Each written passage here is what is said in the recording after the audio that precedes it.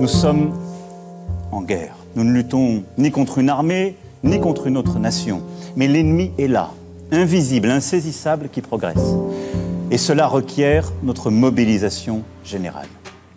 Bonjour et bienvenue sur le podcast du petit traité de guerre économique africain.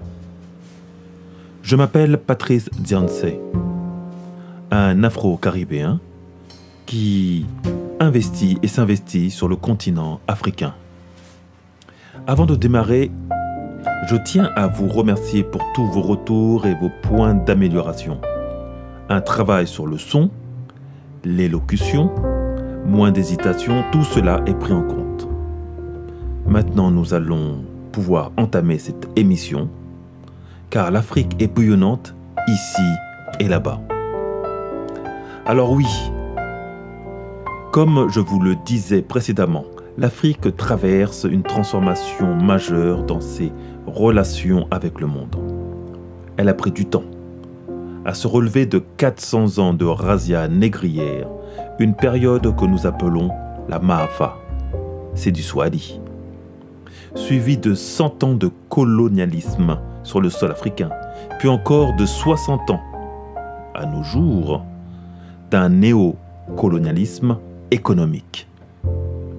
Soit presque 500 ans d'oppression et de harcèlement, presque exclusivement sur le peuple noir qui a contribué à nous déconnecter de notre dimension d'être africain.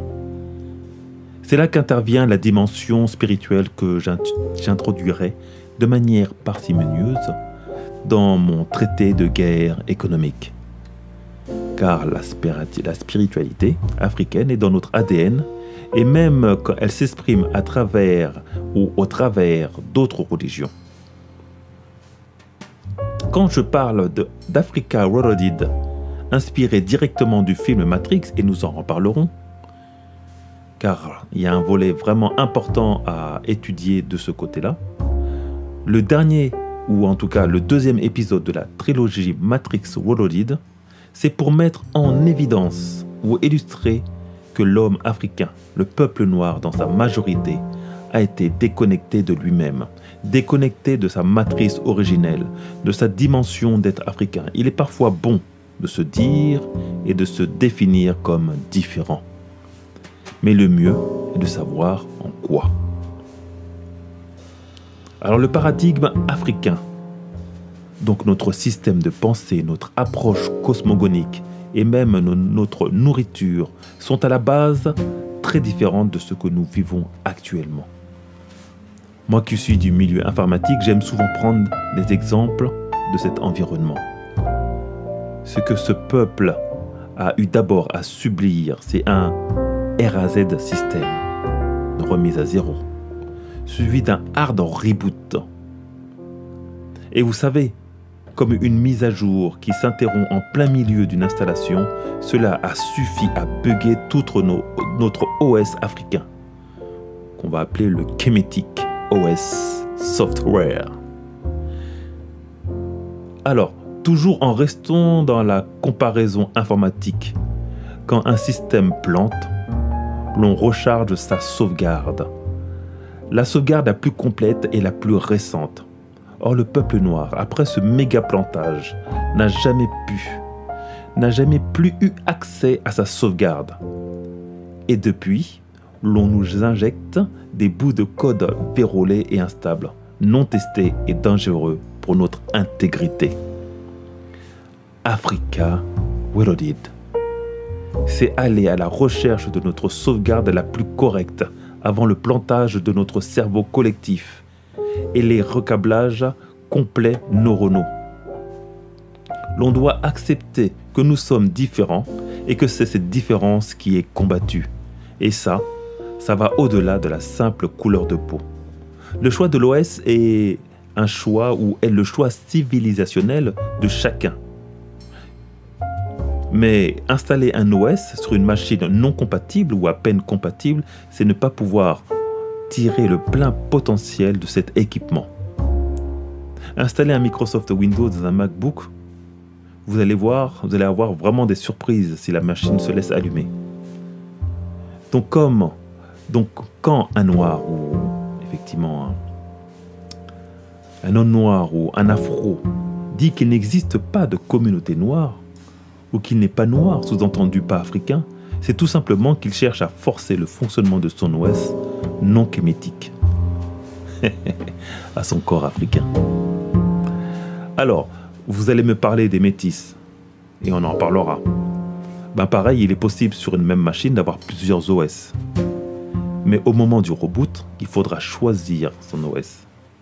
Mais on en parlera, car j'ai dû vous perdre pendant toutes ces explications. Dans nos ADN, nous savons qu'il y a quelque chose, mais nous n'arrivons pas à le déterminer. Le peuple africain, ou de Kama, son nom donné par nous, sur ce continent, a subi un double choc de l'ordre psychologique qui l'a rendu amnésique 2 fois. Nous sommes des amnésiques. C'est tout un peuple, au travers de son esprit collectif, aussi appelé le cerveau collectif, qui a subi un choc tellement puissant que pour se protéger et cacher ses secrets, a dû oublier. Enfin, ses secrets, plutôt ses douleurs. Donc, oublier ce qu'il avait oublié. Et l'analogie peut être faite avec un disjoncteur ou un fusible, qui pour protéger tout un circuit plutôt qu'il soit détruit par la charge, le fusible fond et isole l'installation pour la protéger. C'est ça, se mettre en mode sécurité. Tout notre travail, tout le travail des scientifiques, mais aussi de chacun de nous, n'est que de chercher ce qui a été oublié une première fois avant de chercher ce qui est oublié la toute première fois. La démarche est assez empirique, car toute notre histoire africaine a été détricotée puis remise dans un sens.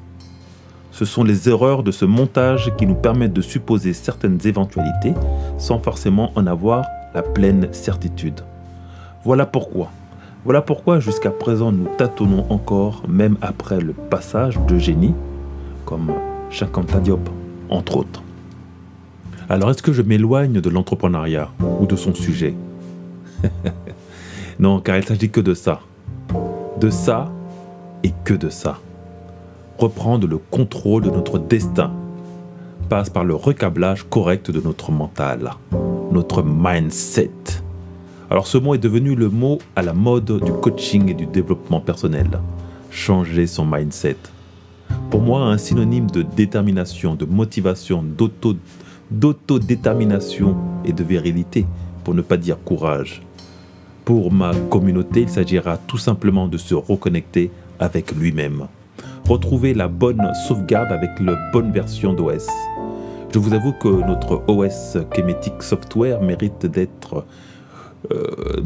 qu'on lui apporte pas mal de mises à jour, un bon coup de dépoussiérage. Et c'est tout l'enjeu de l'Africa Reloaded. Car l'on est, je vous le rappelle, des amnésiques. Avec un accent tout particulier sur les modules géostratégiques et géopolitiques qui nous intéressent. Alors pour obtenir la victoire, le général, vous vous rappelez dans mon premier podcast, c'est le leader, c'est vous, doit, outre connaître le plus parfaitement possible son ennemi et se connaître lui-même. Donc autrement dit, être un Africain reconnecté et faire en sorte de le devenir pour demain se dépasser. Avec la géostratégie et la géopolitique, nous étudierons la suite qui est de connaître l'autre et se connaître soi-même, pour que, en 100 combats, ne sera point de défaite. Mais si l'on ne connaît pas l'autre, tout en se connaissant, l'on pourra compter sur une victoire sur 2. Par contre, si l'on ne se connaît pas plus que l'autre, alors nous serons toujours défaits. Cette injonction de Sun Tzu, le général Sun Tzu, rejoint ici le « connais-toi toi-même » que les Grecs avaient inscrit au fronton du temple de Delphes et sur lequel Socrate bâtissait sa sagesse.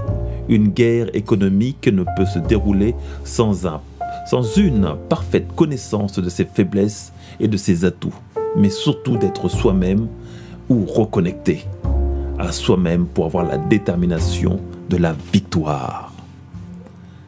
Je suis Patrice Dzionze, un Afro-Caribéen qui investit et s'investit pour l'Afrique.